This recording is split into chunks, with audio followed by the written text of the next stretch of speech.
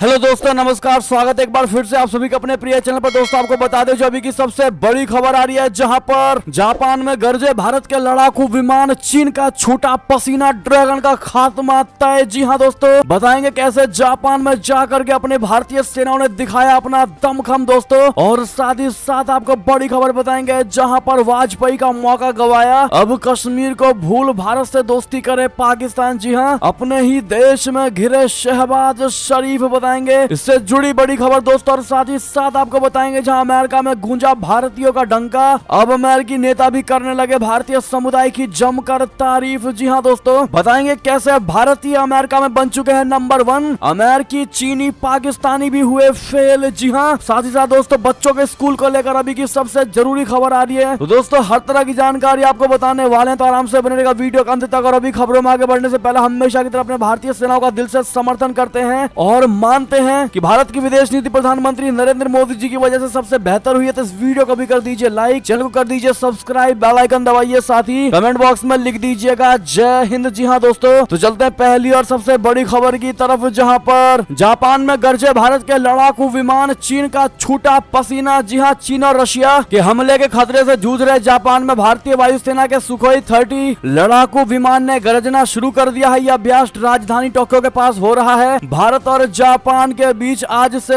यानी रात से ही शुरू हुआ हवाई अभ्यास 11 दिन तक चलने वाला है दोस्तों। इसमें जापानी वायुसेना के 8 फाइटर जेट और भारत के 4 फाइटर जेट और 2 ट्रांसपोर्ट एयरक्राफ्ट और एक हवा में ईंधन भरने वाला टैंकर भेजा गया है। इस युद्धाभ्यास में हिस्सा लेने के लिए भारतीय वायुसेना के 150 जवान भी पहुंचे हैं। इस संयुक्त हवाई अभ्यास को लेकर साल 2019 में जापान और भारत के रक्षा मंत्री और विदेश मंत्रियों के बीच सहमति बनी थी। हालांकि कोरोना वायरस महामारी के कारण इसमें देरी हुई। ऑस्ट्रेलिया और संयुक्त राज्य अमेरिका के साथ जापान और भारत दोनों क्वाड के सदस्य हैं। जानकारों का कहना है कि हिंद प्रशांत क्षेत्र में चीन के बढ़ते सैन्य और आर्थिक दबदबे पर लगाम लगाने के लिए क्वाड बनाया गया है। ताइवान पर चीन के हमले के खतरे को देखते हुए जापान इन दिनों हाल के दिनों में कई देशों के साथ सैन्य अभ्यास कर रहा है। जी हाँ दोस्तों, इतना ही नहीं, Japan tomahawk cruise missile से लेकर F-35 फाइटर जेट तक सब कुछ खरीद रहा है। जी हाँ दोस्तों, ऐसे में सबसे बड़ी खबर है दोस्तों, जहां पर जापान में जाकर के अपनी भारतीय सेना दमखम दिखा रही है और आशा ये करते हैं कि सबसे बेहतर करके दिखाएगी अपनी भारतीय सेना। अगर आपको भी भरोसा है तो कमेंट में जय हिंद लिखना मत भूलिएगा दोस्तों, और ऑल द बेस्ट कह दीजिएगा अपनी इंडियन आर्मी को। चलते हैं और बड़ी खबर की तरफ, जहां पर वाजपेयी का मौका तो गवा दिया, अब कश्मीर को भूल भारत से दोस्ती करे कंगाल पाकिस्तान। जी हाँ दोस्तों, ऐसा हम नहीं बल्कि शहबाज शरीफ खुद अपने ही देश में घिर गए। जी हाँ, भारत से धर्म के नाम पर अलग होकर बना पाकिस्तान एक के बाद एक संकट से लगातार जूझ रहा है। कभी इमरान खान का राजनीतिक संकट पैदा हो जाता है, तो कभी अर्थव्यवस्था के डिफॉल्ट होने का खतरा, तो वहीं टीटीपी आतंकी भी पाकिस्तानी सेना से जंग छेड़ चुके हैं। इन महासंकट के बीच अब पाकिस्तान में ये मांग तेज होती जा रही है कि भारत के साथ रिश्तों को सुधारा जाए, वो भी तब जब मोदी के नेतृत्व में भारत आर्थिक रूप से दुनिया की 5वीं सबसे बड़ी अर्थव्यवस्था बन चुका है। पाकिस्तानी विशेषज्ञ अब शहबाज सरकार को सलाह दे रहे हैं कि वो कश्मीर की रट लगाना बंद करें और भारत के साथ रिश्ते सुधारें। जी हाँ, पाकिस्तान के चर्चित पत्रकार कामरान यूसुफ ने एक्सप्रेस ट्रिब्यून अखबार में लिखे अपने कॉलम में कहा है कि जनरल रिटायर बाजवा के रिटायरमेंट के बाद उनके दौर की कहानी सामने आई है। इसमें एक खुलासा ये हुआ है कि किस तरह से बाजवा ने अपने दूसरे कार्यकाल में भारत के साथ रिश्ते सुधारने के लिए पूरी ताकत लगा दी थी। साथ ही पाकिस्तानी पत्रकार जावेद चौधरी ने बाजवा से मुलाकात के बाद दावा किया था कि प्रधानमंत्री मोदी अप्रैल 2021 में पाकिस्तान की यात्रा करने वाले थे, ताकि दोनों ही परमाणु हथियार संपन्न देशों के बीच रिश्तों में एक नई शुरुआत की जा सके। जी हाँ, चौधरी ने अपने दावे में कहा था कि भारत के राष्ट्रीय सुरक्षा सलाहकार अजीत डोभाल और पाकिस्तानी खुफिया एजेंसी ISI के तत्कालीन चीफ जनरल फैज हामिद के बीच पर्दे के पीछे से मुलाकात हुई थी। इसके फलस्वरूप पाकिस्तान और भारत ने सीमा पर फिर से सीज फायर पर सहमति जताई थी। अब ऐसे में दोस्तों खुद पाकिस्तानी शहबाज शरीफ को पाकिस्तान के लोग और पाकिस्तानी विशेषज्ञ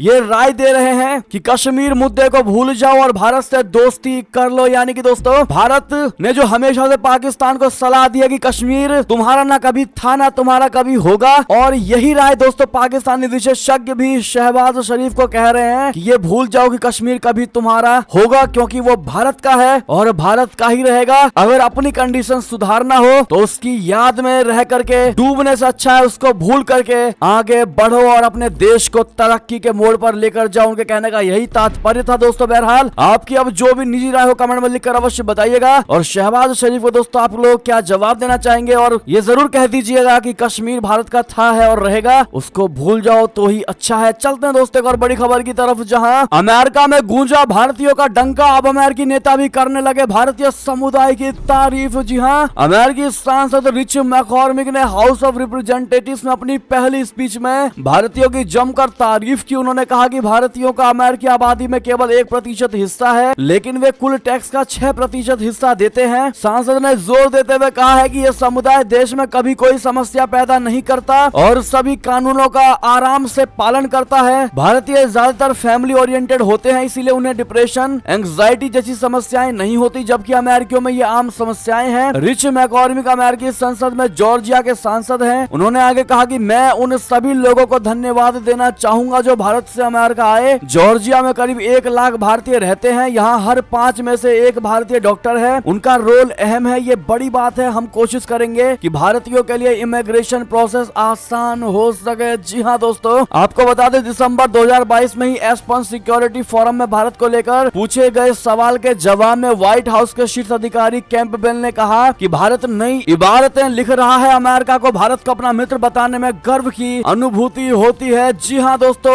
यानी कि अमेरिका अब खुद मानता है कि जितने भी माइग्रेंट रहते हैं अमेरिका में, उनमें सबसे नंबर 1 भारत के नागरिक हैं। जी हाँ दोस्तों, और उन्होंने अमेरिका के विकास में सबसे नंबर 1 भूमिका निभाई। ऐसे में हमारे भारतीय अमेरिका में भी जाकर के दोस्तों, विदेशों में जाकर के खास करके नाम कमा के आते हैं। इससे बड़ी बात और क्या ही हो सकती है। ऐसे में अगर आपको भी भारतीय होने पर गर्व है तो ये बात जरूर कह दीजिएगा। बात करें एक और खबर की, जहां पाकिस्तान के बाद अब इस मुस्लिम देश को आर्थिक संकट ने घेरा। 2 वक्त का खाना जुटाना भी हुआ मुश्किल। जी हाँ, पाकिस्तान के बाद अब एक और देश की आर्थिक हालत बेहद खराब हो गई है। महंगाई इतनी ज्यादा बढ़ गई है कि गरीबों को 2 वक्त का खाना भी खरीदने में मुश्किल हो रहा है। खाद्य आयात पर निर्भर इस देश में फूड आइटम्स की महंगाई ने करीब 10 करोड़ लोगों को आर्थिक संकट में लाकर खड़ा कर दिया है। न्यूज वेबसाइट बिजनेस रिकॉर्डर के मुताबिक हालात की गंभीरता का अंदाजा इसी से लगाया जा सकता है कि बड़े सुपरमार्केट में राशनिंग साइन बोर्ड ग्राहकों को चेतावनी दे रहे हैं कि वे केवल 3 बैग चावल, 2 बोतल दूध और 1 बोतल तेल खरीद सकते हैं। जी हाँ, चलते दोस्तों एक और खबर की तरफ, जहां पर बीएसएफ यू पस्त कर रही है सीमा पर हवाई आतंक। पंजाब को जकड़ रहा है नार्को टेररिज्म। रोकने के लिए इनोवेटिव तरीके अपना रहा है अपना सुरक्षा बल। जी हाँ, उस मुल्क की सरहद को कोई छू नहीं सकता जिस मुल्क की सरहद की निगहबान है आंखें, लेकिन भारत पाकिस्तान बॉर्डर पर बीएसएफ के जवान आंखें फिल्म के इस गीत के मायनों को और मुकम्मल बना रहे हैं। सरहद पार से बढ़ रहे नए खतरे से निपटने के लिए उनकी आंखें निगहबान है ही, उनके कान भी दुश्मन की हर चाल नाकाम कर रहे हैं। पंजाब में सीमा पार से ड्रग और हथियार लेकर आ रहे ड्रोन्स की गतिविधियां इतनी बढ़ गई हैं कि जवान 24 घंटे न सिर्फ इस नए खतरे से लड़ रहे हैं, बल्कि वे दुश्मनों के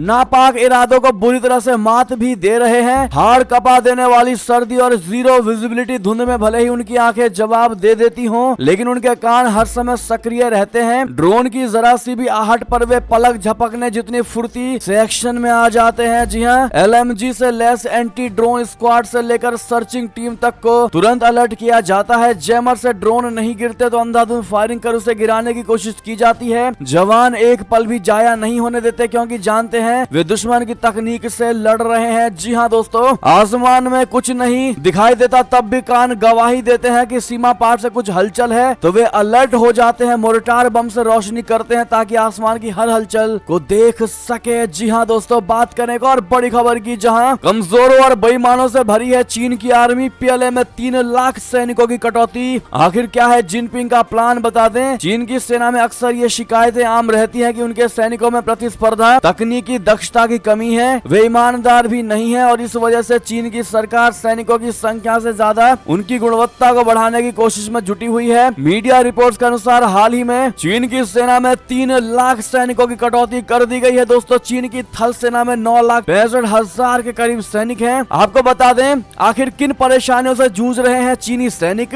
दरअसल चीन की सेना में आक्रामकता की कितनी कमी है ये तो गलवान और डोकलाम व अरुणाचल प्रदेश में हमने देख ही लिया है। हालांकि चीनी सेना की समस्याएं भी कम नहीं है। उन्हें वहां शादी के लिए लड़कियां मिलने की समस्या है, छुट्टियां भी काफी कम है। यही नहीं, परिवार के साथ दूरी भी पीएलए के सैनिकों के लिए परेशानी का बड़ा कारण है। वैसे भी चीन का भौगोलिक दायरा इतना बड़ा है कि सैनिकों को अपने घर से हजारों किलोमीटर किलोमीटर दूर जाना पड़ता है। भारत चीन सीमा पर ही देखे तो चीनी सैनिक हजारों किलोमीटर दूर से पहाड़ों पर तैनाती के लिए भेजे जाते हैं। जी हाँ, बात करें एक और बड़ी खबर की, जहां पर रूस ने सबमरीन पर लगाए समुद्र के सबसे ताकतवर हथियार। यूक्रेन में आएगी रेडियो एक्टिव सुनामी, खतरे में अमेरिका और ब्रिटेन। बता दें, रशिया ने पोसेइडोन परमाणु सक्षम सुपर टॉर्पीडो का पहला सेट तैयार कर लिया है। रूसी न्यूज एजेंसी तास ने सोमवार को एक अज्ञात रक्षा स्रोत का हवाला देते हुए बताया है कि इसे बेलगोरोड परमाणु पनडुब्बी पर तैनात करने के लिए विकसित किया जा रहा है। नए साल की पूर्व संध्या पर अपने भाषण में रूसी राष्ट्रपति व्लादिमीर पुतिन ने पश्चिमी देशों को रशिया का सच्चा दुश्मन बताया था। पुतिन लगातार संकेत दे रहे हैं कि रूस पीछे नहीं हटेगा। उन्होंने अटलांटिक में हाइपरसोनिक मिसाइलें भेजी हैं और युद्ध को आगे बढ़ाने के लिए अपने टॉप जनरल को नियुक्त किया है। जी हाँ, अमेरिकी और रूसी अधिकारियों दोनों ने पोसेइडोन को प्रतिशोधी हथियार की एक नई कैटेगरी के रूप में वर्णित किया है। ये तटीय शहरों को तबाह करने के लिए रेडियो एक्टिव सुनामी ट्रिगर करने में सक्षम होती है। रूस की सरकारी न्यूज एजेंसी तास ने सूत्र के हवाले से कहा है कि पोसेइडोन्स का पहला सेट तैयार हो गया है और आने वाले समय में इसे बेलगोरोड सबमरीन पर लगाया जाएगा। जी हाँ दोस्तों, चलते और बड़ी खबर की तरफ, जहां पर गिलगित बाल्टिस्तान में पाकिस्तानी सेना और बढ़ती कीमतों के खिलाफ विरोध प्रदर्शन, पीओके को भारत में मिलाने की बड़ी मांग। जी हाँ दोस्तों, एक और बड़ी खबर आ रही है नई पीओके से, जहां इन दिनों पाकिस्तान के हालात बेहद खराब चल रहे हैं। लोग भूख और गरीबी से जूझ रहे हैं। पाकिस्तान अधिकृत कश्मीर के उत्तरी इलाके गिलगित बाल्टिस्तान के लोग पिछले कुछ दिनों से पाकिस्तान के खिलाफ प्रदर्शन करते हुए भारत के केंद्र शासित प्रदेश लद्दाख के साथ मिलाए जाने की मांग कर रहे हैं। महंगाई, बेरोजगारी से परेशान इस इलाके के लोग पाकिस्तान सरकार की भेदभाव पूर्ण नीतियों से तंग आ गए हैं और अब भारत के साथ आने के लिए प्रदर्शन कर रहे हैं। लोगों का कहना है कि दशकों तक पाकिस्तान की सरकारों ने उनके साथ भेदभाव किया, उनका शोषण किया और उनके क्षेत्र का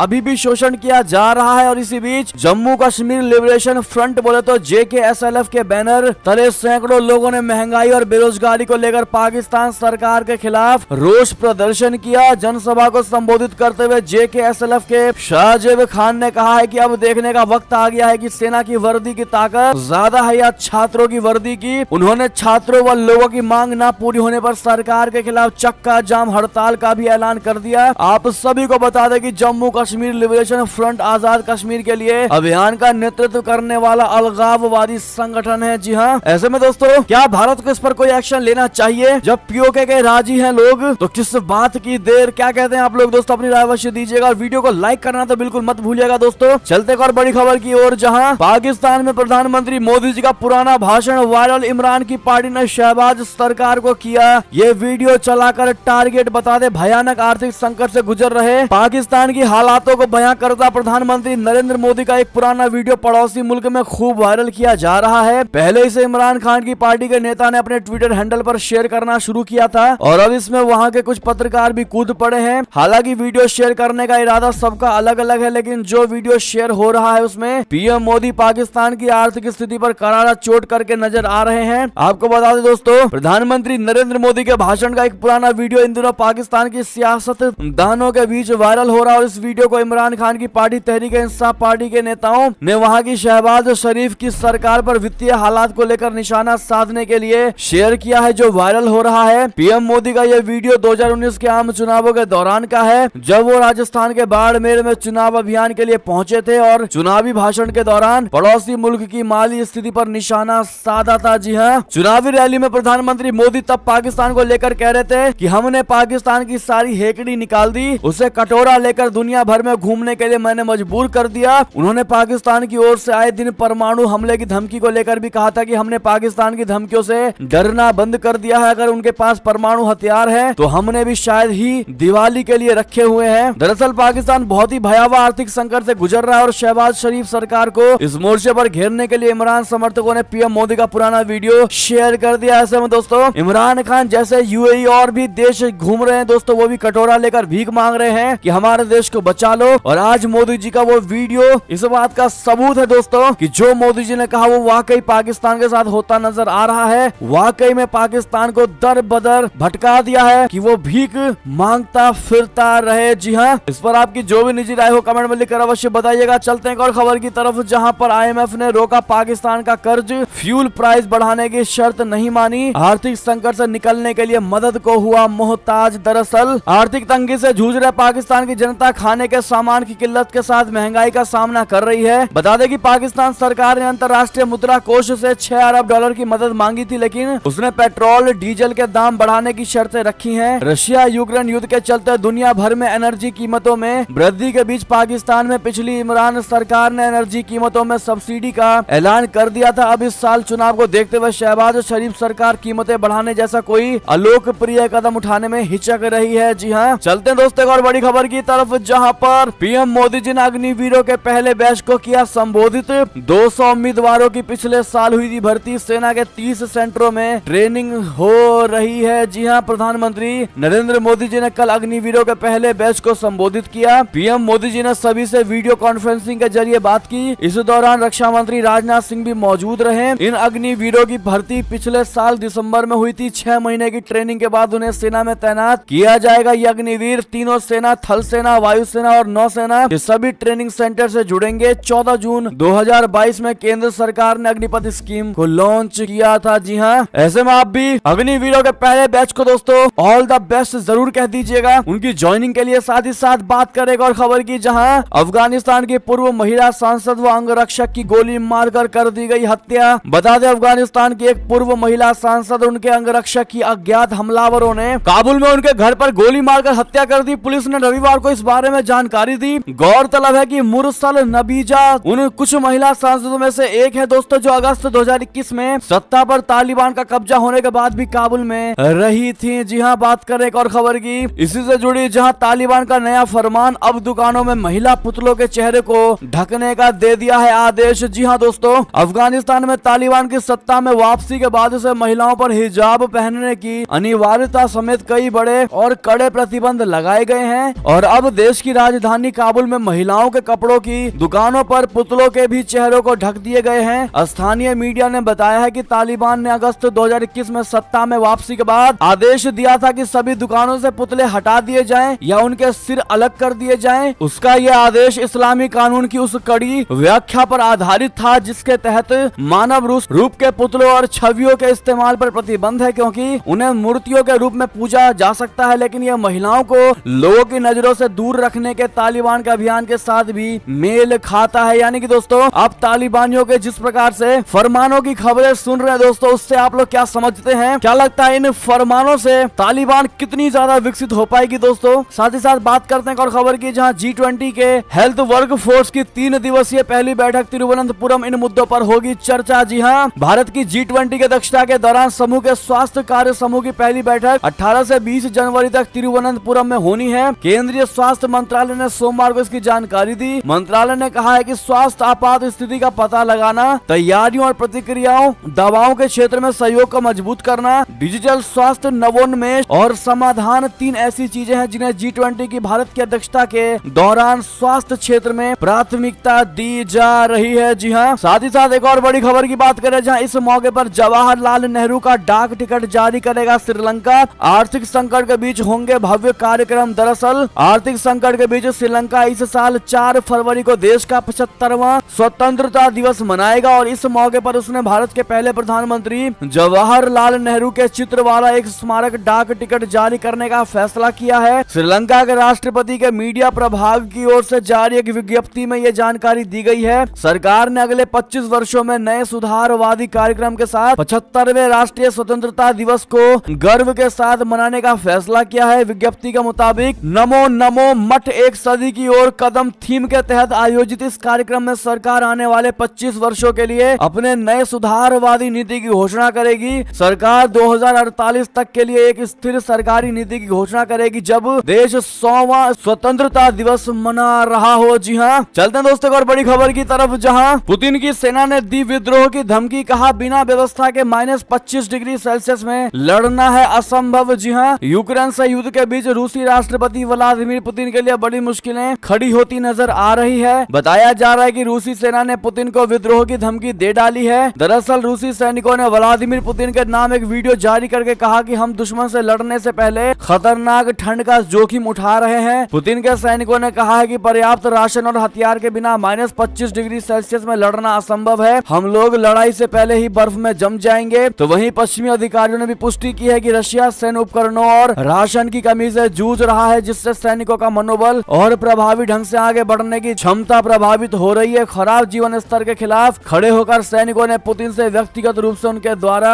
उठाए गए मुद्दों को संबोधित करने की भी मांग की है। जी हाँ, एक और खबर की बात करते हैं दोस्तों, जहां पर चीन में गुजर गया कोरोना का पीक। कोविड मामलों में अब लगातार देखी जा रही है गिरावट। दरअसल चीन में अब कोरोना मामलों की संख्या में कमी देखी जा रही है। दिसंबर की शुरुआत में महामारी के गति पकड़ने के बाद अब इसका पीक भी बीत चुका है। समाचार एजेंसी शिन्हुआ की रिपोर्ट के अनुसार देश के स्वास्थ्य अधिकारियों ने 8 दिसंबर 2022 और 12 जनवरी 2023 के बीच अस्पतालों में कोविड से संबंधित 59,938 मौतों की सूचना दी। राष्ट्रीय स्वास्थ्य आयोग के तहत चिकित्सा प्रशासन ब्यूरो के प्रमुख जियो याहुई ने राज्य परिषद की ओर से आयोजित एक संवाददाता सम्मेलन में कहा कि अस्पतालों में गंभीर मामलों की संख्या 5 जनवरी को चरम पर 1,28,000 थी। जी हाँ, ऐसे में दोस्तों भारत के लिए भी ये बहुत अच्छी खबर है। चलते हैं एक और खबर की ओर, जहां बीजेपी ने 2024 का बिगुल फूंका। दिल्ली में रोड शो कर राष्ट्रीय कार्यकारिणी की बैठक में पहुंचे पीएम मोदी जी। 2 दिनों तक चलेगा ये मंथन, आज और कल। और जी हाँ, प्रधानमंत्री नरेंद्र मोदी जी के भव्य रोड शो और भाजपा की राष्ट्रीय कार्यकारिणी की बैठक के साथ ही पार्टी ने 2024 लोकसभा चुनाव के लिए प्रचार अभियान का शानदार आगाज कर दिया। बीजेपी की नेशनल एग्जीक्यूटिव की मीटिंग 2 दिनों तक चलेगी। इसी दौरान राष्ट्रीय अध्यक्ष के रूप में जगत प्रकाश नड्डा के कार्यकाल को बढ़ाए जाने का भी प्रस्ताव पारित किया जा सकता है। आप सभी को बता दें कि जून 2024 तक 13 राज्यों में भी विधानसभा चुनाव होने हैं। इनमें मेघालय, नागालैंड, त्रिपुरा, कर्नाटक, मिजोरम, छत्तीसगढ़, मध्य प्रदेश, राजस्थान, तेलंगाना, आंध्र प्रदेश, अरुणाचल प्रदेश, उड़ीसा और सिक्किम शामिल हैं। अर्थात जून 2024 तक इन सभी राज्यों में चुनाव होंगे। प्रधानमंत्री नरेंद्र मोदी जी ने सोमवार बोले तो 16 जनवरी 2023 को पटेल चौक से लेकर सेंट्रल दिल्ली स्थित एनडीएमसी मुख्यालय तक रोड शो किया। इस दौरान वो कार से बाहर निकलकर कार्यकर्ताओं का भी अभिवादन करते दिखाई दिए। जी हाँ, सड़क के दोनों तरफ हजारों की संख्या में भाजपा कार्यकर्ताओं ने प्रधानमंत्री नरेंद्र मोदी जी के इस रोड शो में फूलों की वर्षाएं की। कई राज्यों के लोक कलाकारों ने अपनी प्रस्तुतियां दी और रास्ते में केंद्र सरकार की योजनाओं के बारे में बताते हुए पोस्टर्स भी लगाए गए थे। G20 की अध्यक्षता भारत को दिए जाने संबंधी कई पोस्टर पर भी इस दौरान दिखाई दिए। जी हाँ, बात करते हैं एक और खबर की, जहां पर सीबीएसई की 10वीं और 12वीं के छात्र ध्यान दें, बोर्ड एग्जाम से पहले जरूरी नोटिस आया है। जी हाँ, सीबीएसई बोर्ड द्वारा जारी लेटेस्ट नोटिस में उस गलती की तरफ इशारा किया गया है जो अक्सर स्टूडेंट्स, पेरेंट्स और उनके स्कूल करते हैं। उसका हर्जाना छात्रों को भुगतना पड़ता है। समस्या के साथ साथ सीबीएसई ने उसका समाधान भी बताया है ताकि इस बार बोर्ड एग्जाम देने वाले बच्चे पहले से ही सावधान हो जाएं। सीबीएसई की ऑफिशियल वेबसाइट cbse.gov.in पर जारी सर्कुलर में बोर्ड ने कहा है कि सीबीएसई ने 2016 में एक ऑनलाइन एकेडमिक रिपोजिटरी की शुरुआत की थी। इसे डिजी लॉकर से जोड़ा गया था। उसके बाद से अब तक यहाँ 21 साल यानी 2001 से 2022 के सीबीएसई क्लास 10th और 12th के स्टूडेंट के डॉक्यूमेंट्स मौजूद है। जी हाँ, इन सभी डॉक्यूमेंट्स पर बोर्ड के अधिकृत अधिकारियों के डिजिटल हस्ताक्षर और पीकेआई आधारित क्यूआर कोड है ताकि स्कूल के बाद किसी भी स्टेज पर इन डॉक्यूमेंट्स का वेरिफिकेशन आसानी से हो सके। फिर भी लोग गलतियां कर रहे हैं। साथ ही दोस्तों, स्कूल खुलने को लेकर भी बड़ी खबर, जहां पहले 16 जनवरी से खुलने थे स्कूल, अब आया है नया अपडेट। दरअसल दिल्ली एनसीआर समेत पूरे उत्तर भारत शीतलहर का कहर की मार झेल रही है दोस्तों। ऐसे में मौसम विज्ञान के अलर्ट जारी करने के बाद स्कूल ने भी अपने